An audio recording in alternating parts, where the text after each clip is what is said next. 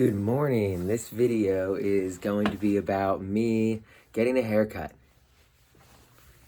Just kidding. It's a beautiful 22 degrees here in Maryland this morning.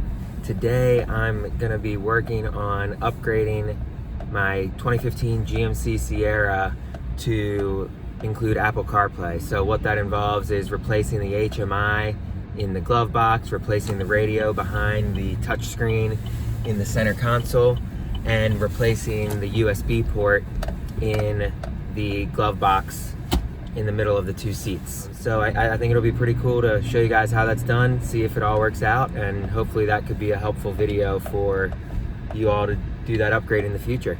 I did pay for the upgrade to include navigation on my HMI because in the details it mentioned that it asked the question, do you have navigation currently or not? I didn't want to mess anything up by not including navigation on the new HMI since I had it on my old one, on my current one that is in my truck right now.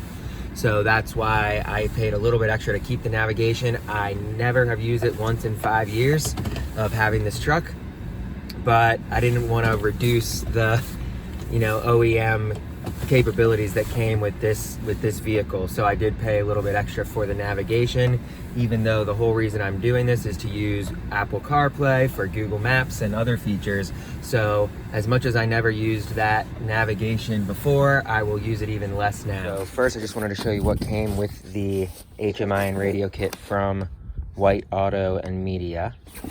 And that is these GM and programmed devices. So this is the HMI. It says 2.5. You'll notice the other one says 2.0. That's the second piece that White Auto and Media provides is the radio itself. So these two things work together to get that Apple CarPlay working. The piece that I bought from GM is the new USB. And this is the new USB that's required for plugging in your phone to get Apple CarPlay or Android Auto.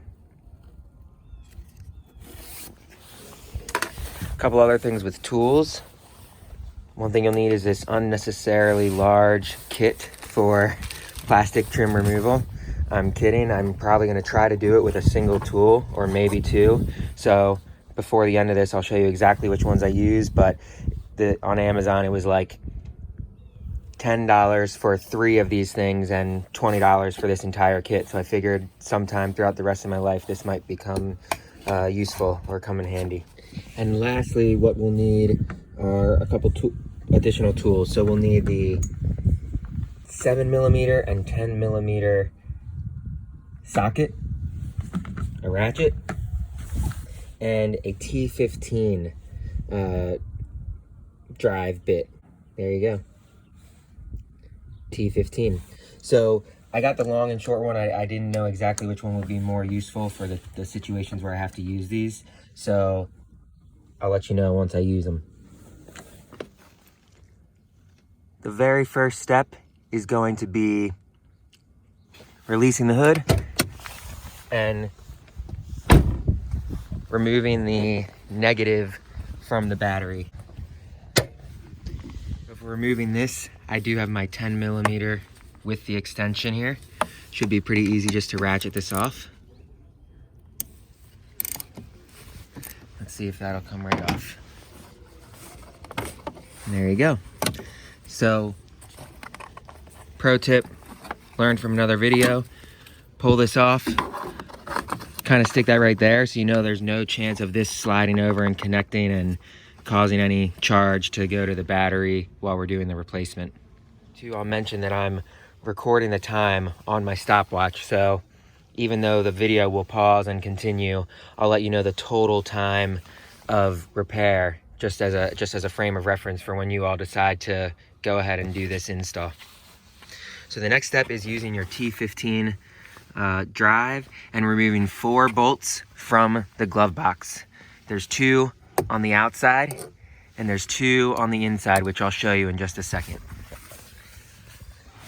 The 2 on the outside are here and here. I'll remove those first, and then I'll get the 2 right here on the inside of the glove box.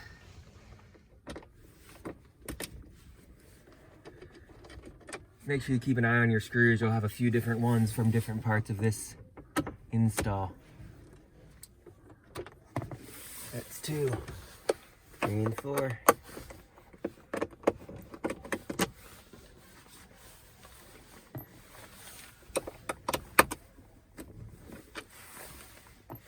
From what I've seen, this just pulls right out after that. Once we put it back in, it's just going to be lining up this with that hole. And so it's really pretty easy to pull out. I'm going to set this off to the side because I won't be installing this until we actually test the Apple CarPlay. We don't want to reinstall all the screws and then realize something wasn't connected right. Let's move on to the HMI. So we have all these thumb clips up here under the HMI, and that's what we're going to be pulling out. Every clip on this device we need to pull out. I was able to do it really simply for this one here. So I was grabbing the whole thing, and all I need to do is get this little clip. So I'm going to do that for the rest of those. So I've done the thumb clips for these 5. I actually slid it out with this one still attached because this one is really giving me trouble, so I don't know if that's just kind of more stuck on mine, but I know I just need to push this clip in. And it's just a different type of attachment, I guess, because it looks like this. So I'm trying to dislodge it without forcing it. The rest of them slid right out, no problem. So I ended up using one of those 20 red tools.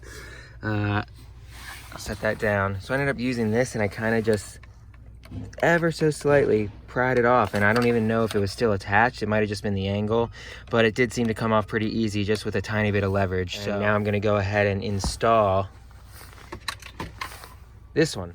So I'm going to slide this in first and then connect all those.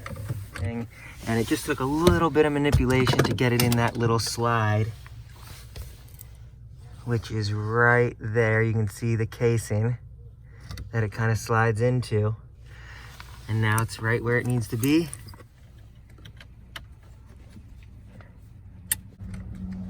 If you don't move these cables around too much, they're kind of like in the position that you need to install them. So they'll go in nice and easy. They're basically like in the orientation they need to be when I just lift up the wire. And that's 5, and here's the one that gave me trouble on the way out. 6 clips off and on. So I'm gonna go ahead and move over to this. And this is something I've never really done before. I've never used those trim tools to remove trim. So on the videos I watched online, I didn't get to see how they actually pulled the trim off. It was kind of like a before and after, which is one of the main reasons I wanted to record this and show how the trim is actually removed. I got a few. I didn't know if a thin one or a thicker one would be more useful, but I think there's a few clips on the videos I watched. There's like a couple clips here, maybe one down here, a couple here. So there's a few clips. It's not like anything has to be screwed in or out for this plastic piece. So I'm going to start by just maneuvering it here without hopefully not breaking it. And there you go. I got a clip out. I think now if I just work my way, no damage there. If I just work my way around, I think a small tool will be better because I can get a couple more leverage, like smaller leverage points.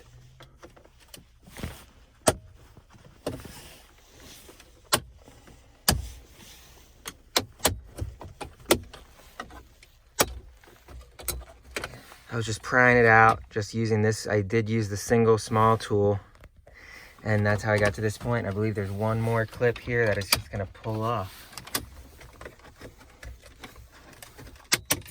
And there you go. It really was pretty simple. I probably was more worried about it, thinking that I'm pulling it out wrong, but I think I just was doing it well, getting around the leverage points. In another video I watched, they just left this sitting here the whole time. I think I'm just gonna unclip these, and that way I don't have to have this in my way. So there's one. These are real easy. There's 2. That's a lot easier just to get that out of the way. So all we're gonna do here is use that 7mm, and we're gonna go 1, 2, 3, 4. I almost don't even need the ratchet at all.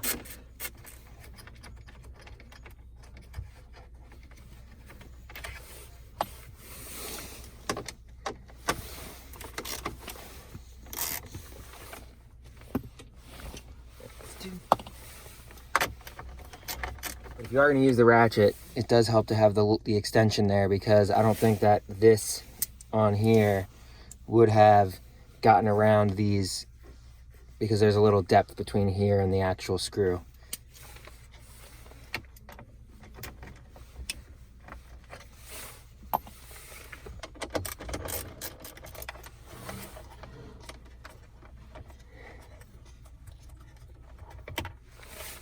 And then this is just gonna pop off as well with two, I believe there's 2 clips on either side.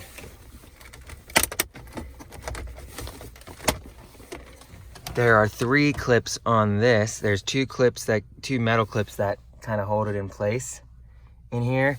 And there's 3 more thumb clips, as I've heard them called. So I'm gonna take off those here. I don't wanna let this hang and have the weight of this pulling those down, so I'm gonna have to do this without video. So just taking off these 3 clips, and I'll be right back to start removing this radio module. We have just 5 more clips up here. They should all be pretty easy, and the one thing to note is there's no white or brown, so when you come back to put the other one back in, don't worry about those because they aren't there in the first place. All right, so this is worth showing you guys. Like, it was really awkward for me to try to get my finger up here. But what I did was, if I can try to show you this while I'm on video, all I did was I used the same plastic tool from before, and just getting that in there to depress this clip made it just real easy to slide out. So just imagine you get, obviously with 2 hands, I get one there to depress it and the other hand's pulling it out, because it's a lot easier for me to grab this way than this way because it's just too small of a space. So, but for both of these 2 clips, it just slid right out when I kind of used this to depress it. So here we are, all 5 clips out, and this I should be able to do with one hand. It's just kind of tucked in with this. So once I release it from that block, keeping it in there, this just slides right out. That's the old one. Here's the new one. Get it in the same orientation. Slide it back in. Make sure I'm not pushing those cables behind it. There you go. I mean, it really is easy for like anyone who doesn't work on cars. I don't work on cars. I don't do anything too complex. And going the other direction is pretty easy to go with one hand here. And I'll go ahead and get these 3 connected, kind of push that back in with the 2 clips here. And then that's all I'm gonna leave. I'm not bolting anything back in until I test it out. So going back in with those metal clips is a heck of a lot easier than coming out. And so the last thing we have here is just this here. So I tried to clean this out this morning and it was so cold it was freezing on me, so it's just wet now. That shouldn't affect us too much, but literally the cleaning solution was freezing. That's how cold it was earlier today. So this, on other videos I've watched, is one of the more challenging pieces to pry out, and it's really just not optimal. Like I can't slide in from the top and release that. I have to get into the side, and I'm blocked on either side from getting a really good leverage. So I'm gonna put the video down, use both hands to try to get this out, and I'll try to explain how I ended up doing it after I fumble around with it for a while. So this is really, really interesting, and I think could be one of the most valuable parts of this video. The video that I watched online had a bucket center console, no seat. I have this bench, so that means this thing lifts up in the middle. And so it's a lot different the way that this is able to be manipulated. And it was so challenging to come out. that I pulled this plastic piece off of this white casing when I did it, because now I'm realizing these don't move at all. So in the other video I watched, we did not have to do any other removal. It looks like for here, I'm gonna have to remove this. All right, guys, I learned why this was so challenging to come off, and it's because in order to get this full piece off, you first have to remove this. So I kind of pried in here and realized that once I pried up in here, which I wouldn't have been that hard, I wouldn't have had to remove the whole thing. I was supposed to remove these screws. So now the way I ended up getting this off was this side came off so easy just because the leverage, here's a regular Phillips bolt, that I ended up, I was like, it's just one of those clips. So here's the reality. It doesn't seem like that's gonna be a big deal. Like I can replace this for probably, hopefully not too much, but it's a pretty easy part to replace on GM. And it looks like there were actually 4 places where this was supposed to be screwed in. So me trying to kind of do this without prior research is gonna cost me a little bit for this piece, but it's definitely not gonna impact the functionality of the Apple CarPlay. This is something that I hadn't seen in any videos online. So again, this is why I recorded this, was so anyone who has this same situation can avoid any hassle and kind of know exactly what's going on. So I'm gonna go ahead and remove those 2 clips, install this on the other side, clip those back in, and pop in the cup holder and see if it's relatively staying in place. I was wondering if this goes upside, which way this goes, if the audio jack is more towards the top or the bottom. It was easy to figure out once I looked at the ports and how these plugs work. So based on the way that these are oriented, when you install this version, the audio jack is going to be towards the bottom. So now that I did this relatively the right way, that popped in super easy. I have a dog, so I have dog hair in there. And these plugs will go in, I'm sure, relatively easy as well. Popped in. I imagine this will pop in pretty well. I'm actually gonna try it right now because I know I can get it back off. I mean, I think it'll still lift up, but it's definitely completely usable. I am gonna replace it, but it didn't mess up anything with actually the setup of Apple CarPlay. So the battery's connected. Everything I believe needs to be connected in the car is connected as well. So I'm gonna go ahead and turn it on.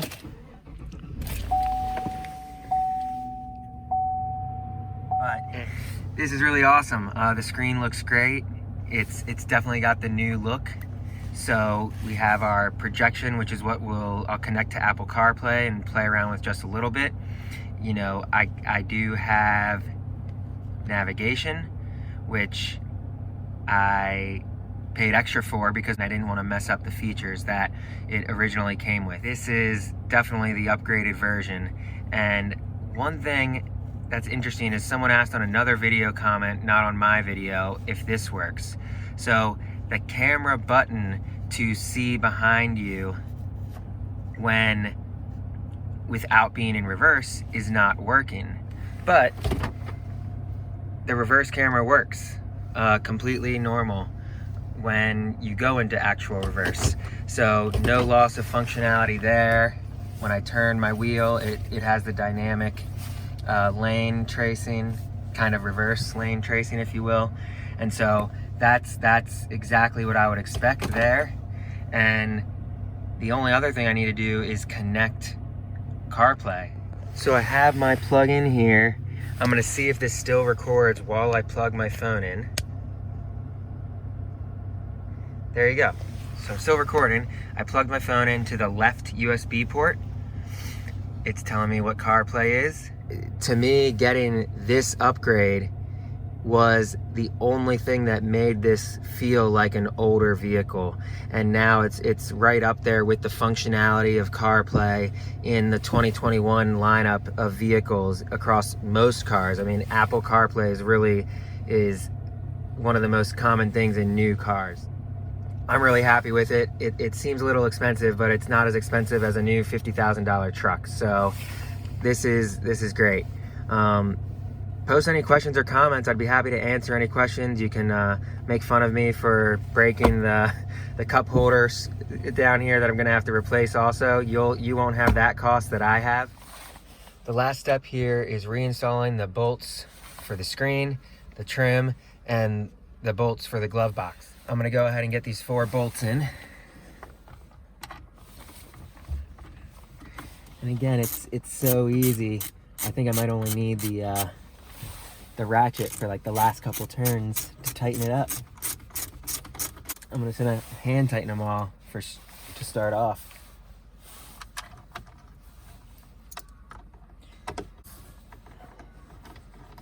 It's actually easier just to get them hand tightened first. The ratchet won't even work until it's hand tightened, really.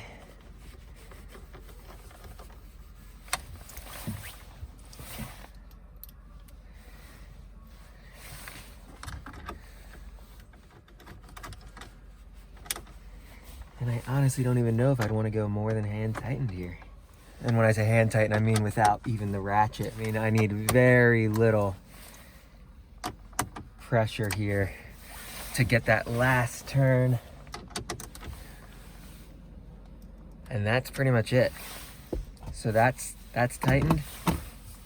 I'm gonna reinstall. Again, for my model, there's no additional module on this thing, so these just plug right into plastic. I'm still gonna plug them in because that's how they were set up. Push the cords back in a little bit, and let's just pop this back in.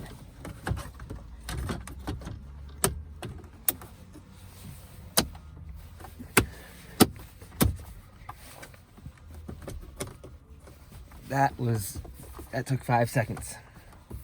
Completely lined up, exactly as expected. It's not loose or anything, so that looks great. This piece here going into this hole, and the same on the other side. There's a few on the bottom as well. So I believe this will really easily just pop right back in. And now I can do those 4 bolts again. So I'm gonna do the 2 in here first. I keep calling these bolts, I guess they're screws, using the T15 bit.